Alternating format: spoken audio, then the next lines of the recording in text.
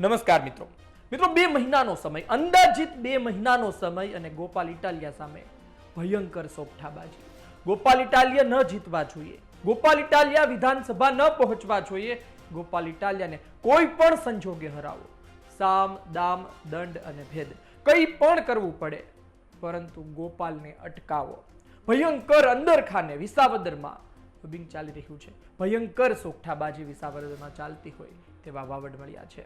આજે વાત કરીશું ગોપાલ ઇટાલિયા માટે શું વિસાવદર સર કરવું સરળ છે કે મુશ્કેલ, શું પડકારો છે, અંદરખાને શું ચાલી રહ્યું છે.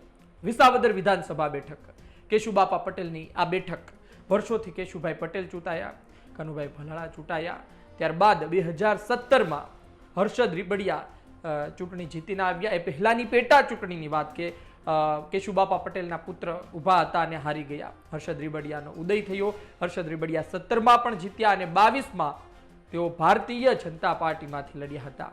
એટલે કે 2022ની ચૂંટણી આવતા હર્ષદ રીબડિયાએ પક્ષ પલટો કર્યો હતો. ભારતીય જનતા પાર્ટીનો સિમ્બોલ હતો, સામે હતા ભૂપત ભાયાણી જે આમ આદમી પાર્ટીના સિમ્બોલથી લડતા હતા. પરંતુ આમ આદમી પાર્ટીએ કોંગ્રેસ સાથે ભારતીય જનતા પાર્ટી અને પોતે એટલે કે આ ત્રિપાખ્યા જંગમાં બાજી મારી હતી. પરંતુ આ ભૂપત ભાયાણી પણ આમ આદમી પાર્ટીમાં ન રહ્યા. એટલે કે વિસાવદરને એક એવા વ્યક્તિની જરૂર કે જે વ્યક્તિ વિસાવદરની જનતાને વફાદાર રહે, પાર્ટીને વફાદાર રહે, વંડી ઠેકવામાં માહેર ન હોય. કારણ કે ભૂપત ભાયાણી આવ્યા, એમણે પણ પક્ષ પલટો કર્યો, વંડી ટપી, આપને Tata bye bye see you કહીને ભાજપમાં જોડાયા. એ પહેલા હર્ષદ રીબડિયા પણ કોંગ્રેસમાંથી ચૂંટાઈને આવ્યા, વંડી ટપી ભાજપમાં જોડાયા. એટલે કે એવા ગદ્દાર નેતાઓની જરૂર નથી, ઈમાનદાર પાર્ટી અને લોકોને હોય તેવા નેતાઓની જરૂર છે. આ જોતા આમ આદમી પાર્ટીએ પોતાના હુકમનો એક્કો ગોપાલ ઇટાલિયાને વિસાવદરમાં મૂક્યો. આમ તો ગોપાલ ઇટાલિયા વિસાવદરની ચૂંટણી પહેલા જ વિસાવદરના આટાફેરા કરતા રહ્યા છે, ત્યાંના લોકોને મળતા રહ્યા છે અને ખાસ વાત તો એ છે કેશુબાપાને લઈને બોલતા રહ્યા છે. કેશુબાપા પટેલના નામની સાથે રસ્તાનું નામ જોડવાનું હોય કે અલગ અલગ હોય વાત, તેને લઈને વિરોધ કરતા રહ્યા છે. આમ તો આ વિસાવદર બેઠક પાટીદાર બહુમતી ધરાવતી બેઠક છે. 1,35,000 સીધા મત પાટીદાર સમાજના છે અને ગોપાલ ઇટાલિયાને મળશે તેવી તેમને આશા છે. પરંતુ આ એટલું પણ સરળ નથી. આ બેઠકમાં ભૂતકાળમાં ઘણા ઉતાર ચઢાવ આવ્યા છે. ભારતીય જનતા પાર્ટી ગુજરાતમાં જીતે, પરંતુ આ વિસ્તારમાં કંઈ અલગ હોય. ગુજરાત પરિવર્તન પાર્ટી કેશુબાપા પટેલની 2012માં અહીં જીતી હતી, બેઠક આવી હતી. ગુજરાતમાં અલગ સ્થિતિ હોય અને વિસાવદરમાં અલગ સ્થિતિ હોય તેવું ભૂતકાળમાં આપણે જોયું છે. પરંતુ આ ફરી પુનરાવર્તન ના થાય. એટલે કે 2017માં ભારતીય જનતા પાર્ટીએ કાચું કાપ્યું, 2022માં ભારતીય જનતા પાર્ટીએ કાચું કાપ્યું. એ પહેલાની પેટા ચૂંટણી અને પહેલાની ચૂંટણી તો અલગ, પરંતુ આ વખતે 2000 હવે 25માં થોડા મહિનામાં ચૂંટણી યોજાશે, તેમાં કાચું ન કપાય તે માટે ભારતીય જનતા પાર્ટી પૂરું ધ્યાન રાખી રહી છે. મતદાર યાદીમાં સુધારણા કાર્યક્રમ ચાલી રહ્યો છે, તેની જાહેરાત કરી દેવામાં આવી છે. કડી વિસાવદર બંને કુલ દેશમાં 8 વિધાનસભાની પેટા ચૂંટણી યોજાશે અને બસ હવે અમુક મહિનામાં જ યોજાય, એટલે 2 મહિનાથી થોડા દિવસ વધારે માં ચૂંટણી યોજાઈ જાય, પૂર્ણ થઈ જાય તેવી વાત છે. જૂન 15 સુધીમાં આ ચૂંટણી પૂરી થઈ જાય તેવા અહેવાલો પ્રસારિત થયા છે. વાત એ છે કે ગોપાલ ઇટાલિયા સામે શું ચાલી રહ્યું છે. ગોપાલ ઇટાલિયાનું ફેસબુક પેજ હેક થઈ ચૂક્યું છે. પોતે ફેસબુકથી માહિતી શેર કરી શકતા નથી.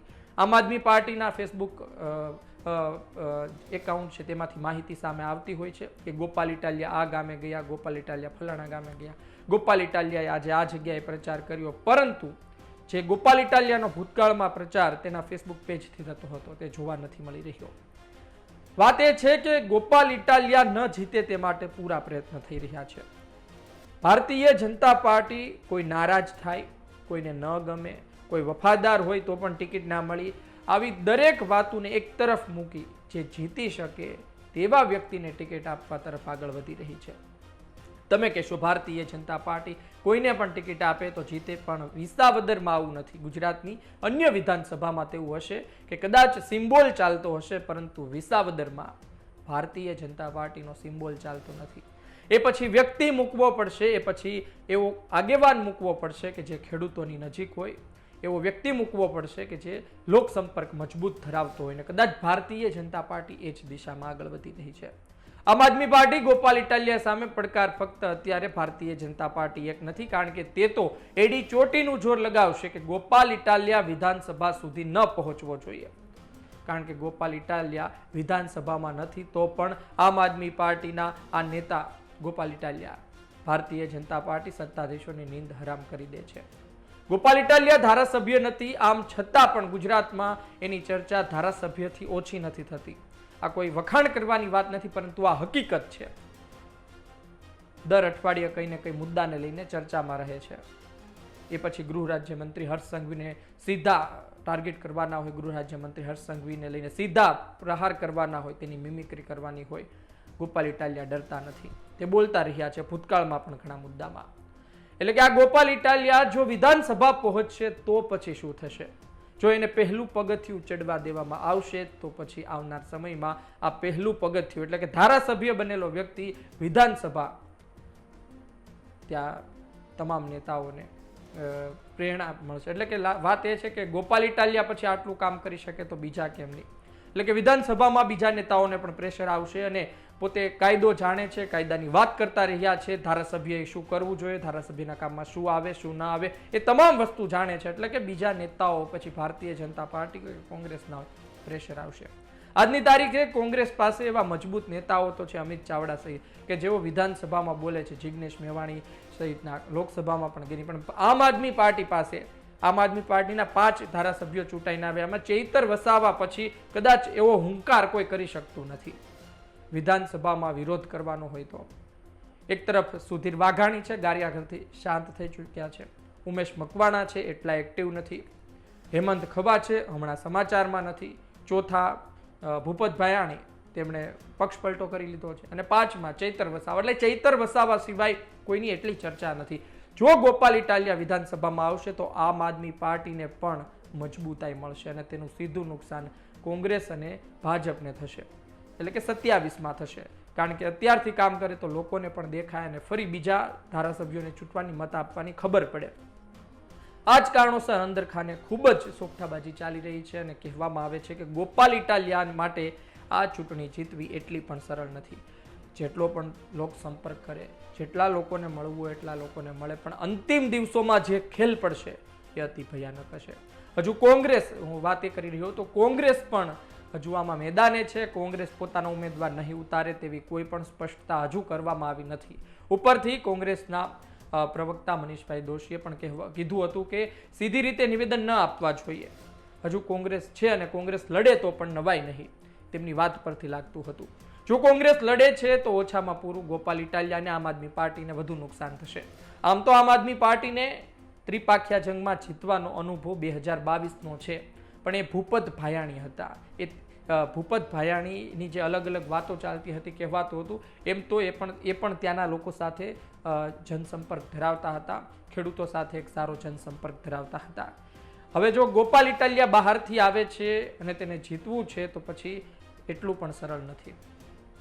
આ ત્રિપાખ્યા જંગમાં ગોપાલ ઇટાલિયા કઈ રીતે જીતી શકે છે તે જોવું રહેશે, કારણ કે ભૂતકાળમાં સુરતથી લડ્યા હતા ત્યારે પણ ત્રિપાખ્યો જંગ હતો અને આ ત્રિપાખ્યા જંગમાં તેઓ બીજા નંબરે રહ્યા હતા. આ વખતે પણ ચર્ચા તેવી જ થઈ રહી છે. જો કોંગ્રેસ ઉમેદવાર ઉતારશે તો બની શકે ગોપાલભાઈ ફરી એક વખત બીજા નંબરે રહે અને હારે પણ ખરી.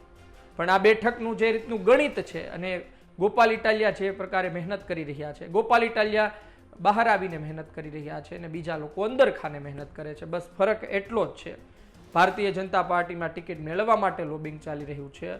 કોંગ્રેસમાં કદાચ ઉતારવાનું હશે તો નામ નક્કી હશે, પણ આમ આદમી પાર્ટીની પહેલી તૈયારી ચાલી રહી છે. જોવું રહ્યું શું થાય છે. એટલું પણ સરળ વિસાવદર જીતવું નથી, એ કદાચ ગોપાલ ઇટાલિયા પણ જાણે છે. જોવું રહ્યું આવનાર સમયમાં શું થાય છે. વિસાવદરમાં ગોપાલ ઇટાલિયાએ જ્યારથી દાવેદારી કરી છે ત્યારથી આ ચૂંટણી ખૂબ જ રોમાંચક બની છે. દિવસ પસાર થશે તેમ વધુ આ ચૂંટણીમાં ગરમાવો આવશે, વિસાવદરમાં ગરમાવો આવશે. જોઈએ શું થાય છે. ગુજરાત તક જોતા રહો. આપનું શું કહેવું છે? શું ત્રિપાખ્યો જંગ વિસાવદરમાં થશે? ગોપાલ ઇટાલિયા શું જીતશે કે હારશે?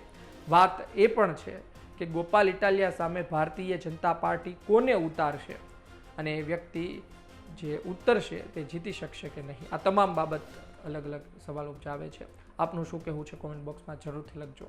આ વિડીયો પસંદ આવ્યો હોય, માહિતી પસંદ આવી હોય, લાઈક કરજો, શેર કરજો. મને આપશો રજા. નમસ્કાર.